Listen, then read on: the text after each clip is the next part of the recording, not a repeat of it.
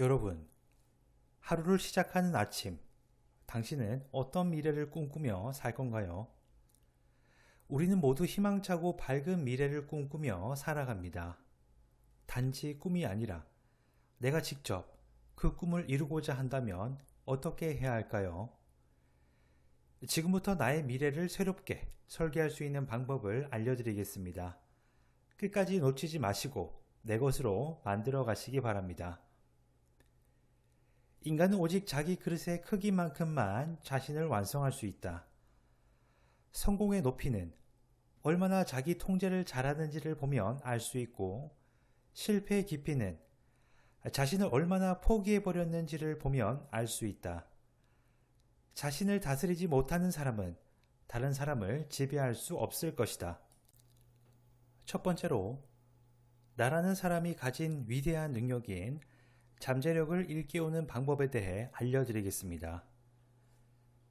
내가 가진 잠재력을 결정짓는 것은 총 5가지로, 이 5가지의 합이 바로 내가 가진 잠재력입니다. 1. 나는 무엇을 아는가?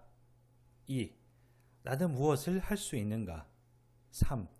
나는 누구를 아는가? 4. 나는 무엇을 갖고 있는가? 5. 세상은 나를 어떻게 생각하는가? 이 5가지의 분야는 서로 연결되어 있습니다. 하나를 채우면 다른 것도 채워지며 보통 1번부터 순차적으로 차오릅니다. 즉, 첫 번째 지식에 대한 투자가 최고의 투자라고 볼 수 있습니다. 지식이 차면 역량이 차고 차오른 것들이 다음 버킷으로 흘러가게 됩니다. 그렇기 때문에 당장 돈, 자원을 얻더라도 지식과 역량을 많이 쌓을 수 없는 일은 장기적으로 가치가 높지 않습니다.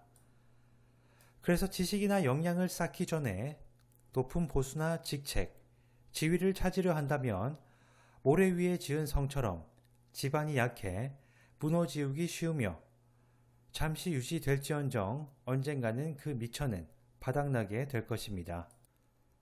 인생에서 어떤 길을 택할지, 어떤 일을 수락할지, 여가 시간을 어디에 투자할지 결정할 때 지식을 바탕으로 역량이 생기면 힘을 발휘할 수 있습니다.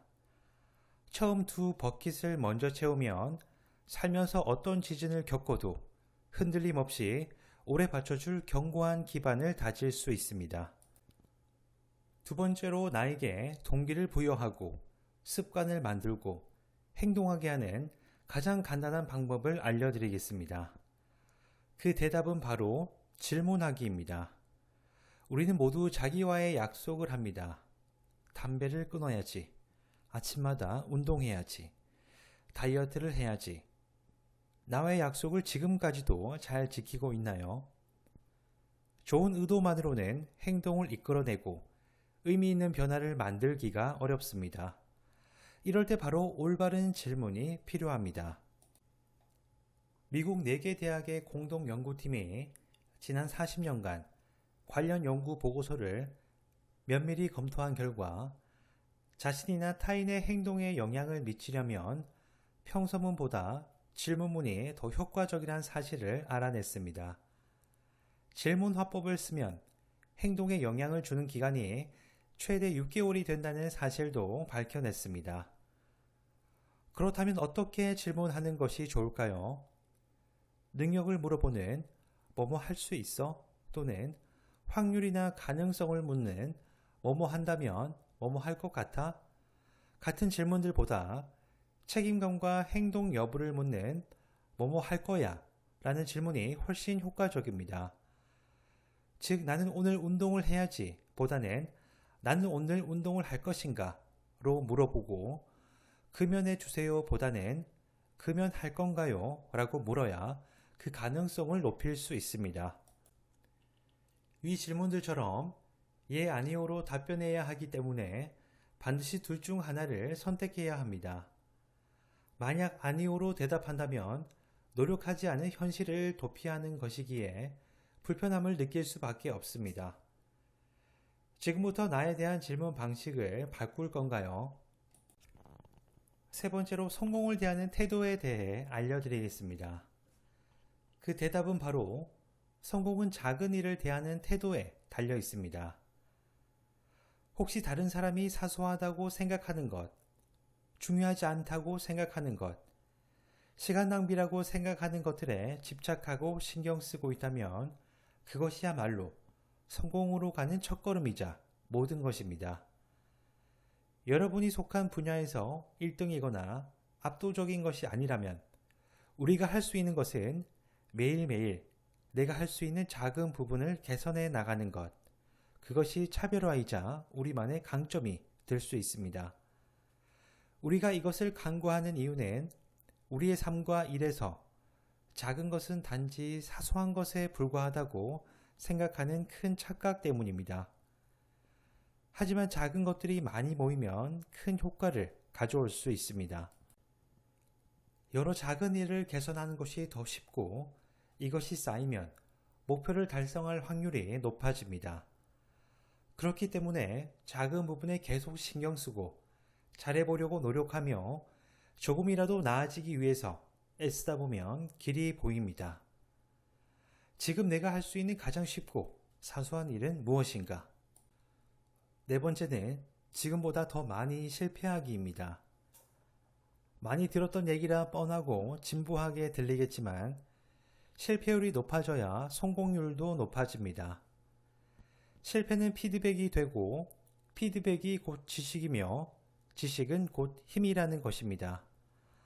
따라서 실패는 곧 힘이며 성공 가능성을 높이려면 실패율을 높여야 합니다. 끊임없이 실패하지 못하는 사람은 영원한 추종자일 것입니다.